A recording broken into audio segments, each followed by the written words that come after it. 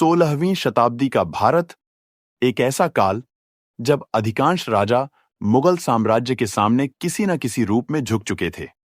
कहीं संधियों के माध्यम से, कहीं वैवाहिक संबंध बनाकर, तो कहीं सीधे अधीनता स्वीकार कर राज्य बचाने का प्रयास किया जा रहा था। लेकिन उसी समय मेवाड़ की धरती पर एक ऐसा बालक जन्म लेता है जिसका जीवन शुरुआत से ही संघर्ष की आग में तपने वाला था। उस बालक का नाम था प्रताप। उनका जन्म 9 मई 1540 को मेवाड़ के कुंभलगढ़ दुर्ग में हुआ। उनकी माताजी का नाम था जयवंताबाई, एक ऐसी मां जिन्होंने अपने पुत्र को राजा बनने से पहले स्वाभिमानी मनुष्य बनना सिखाया।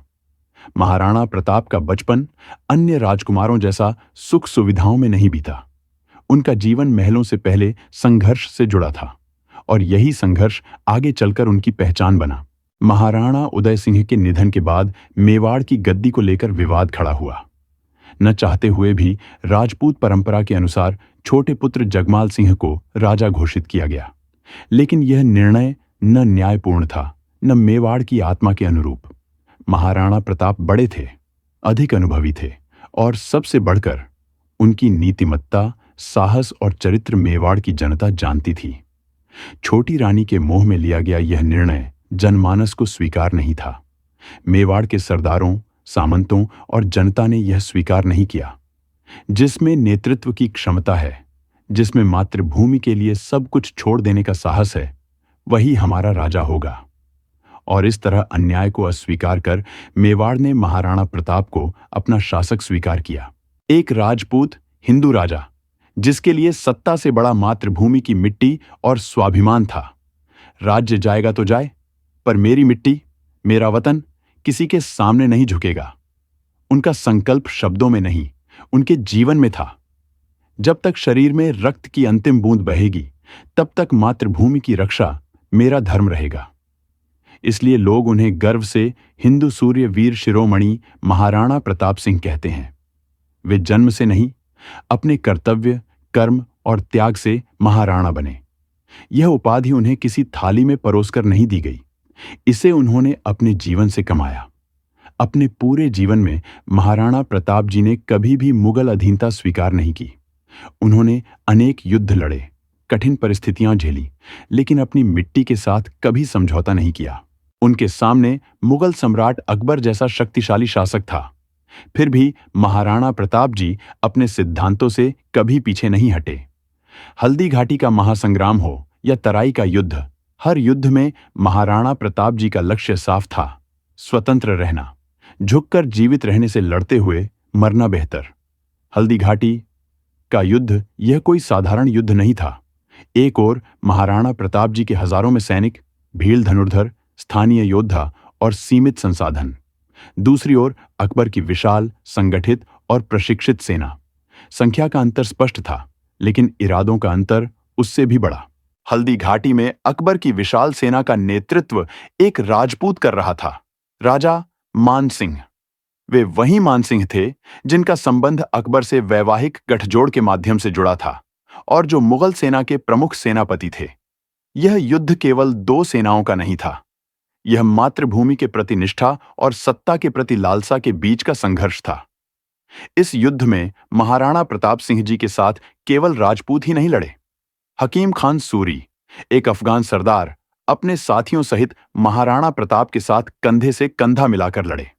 यह युद्ध धर्म या जाति का नहीं था, यह स्वतंत्रता, मातृभूमि और आत्मसम्मान का युद्ध था। युद्ध के बीच मुगल सेनापति बहलोल खान महाराणा प्रताप जी के सामने आया। वीर गाथाएं कहती हैं, एक ही प्रचंड तलवार के प्रहार में बहलोल खान दो भागों में विभक्त हो गया था। यह घटना केवल एक योद्धा के अंत की नहीं थी, यह संदेश था कि मेवाड़ की मातृभूमि पर चढ़ाई करना मृत्यु को आमंत्रण देना है। युद्ध के दौरान उनका घोड़ा चेतक और हाथी रामप्रसाद दोनों ने यह सिद्ध कर दिया कि स्वाभिमान केवल मनुष्यों में नहीं, जानवरों में भी होता है। महाराणा प्रताप सिंह जी के घोड़े और हाथी सिर्फ साधन नहीं थे, वह उनके साथी थे। जब उद्देश्य महान हो, तब साधन स्वयं इतिहास बन जाते हैं। इसी समय भील समाज महाराणा प्रताप की सबसे बड़ी शक्ति बना। राणा पूंजा भील और उनके धनुर्धरों ने भोजन, सूचना, मार्गदर्शन और गुरिल्ला युद्ध से मेवाड़ के संघर्ष को जीवित रखा। हल्दी घाटी के बाद महाराणा प्रताप जी का जीवन और भी कठिन हो गया। घास की रोटियां खाईं, गुफाओं में निवास किया, राजमहलों का सुख त्याग कर जंगलों में भटकते रहे। उन्होंने कहा, भूख शरीर को तोड़ सकती है पर आत्मसम्मान को नहीं। यह सब उन्होंने सहन किया, लेकिन अपनी मातृभूमि को किसी के अधीन कभी नहीं होने दिया। और यही कारण है कि आगे चलकर उन्होंने मेवाड़ के कई क्षेत्रों को पुनः स्वतंत्र कराया। महाराणा प्रताप जी ने अपने कर्मों से बताया, मातृभूमि से बढ़ी कोई चीज नहीं। जो स्वाभिमानी है वही युगों तक पूजित रहता है। महाराणा प्रताप जी हमें यह नहीं सिखाते कि कैसे जीता जाए, वे सिखाते हैं कि कैसे सिर उठा के जिया जाए। आज भी जब कोई बेटा मातृभूमि के लिए अपने सुख से बड़ा कर्तव्य चुने तो वहीं महाराणा प्रताप जी के सिद्धांत जीवित हो उठते हैं।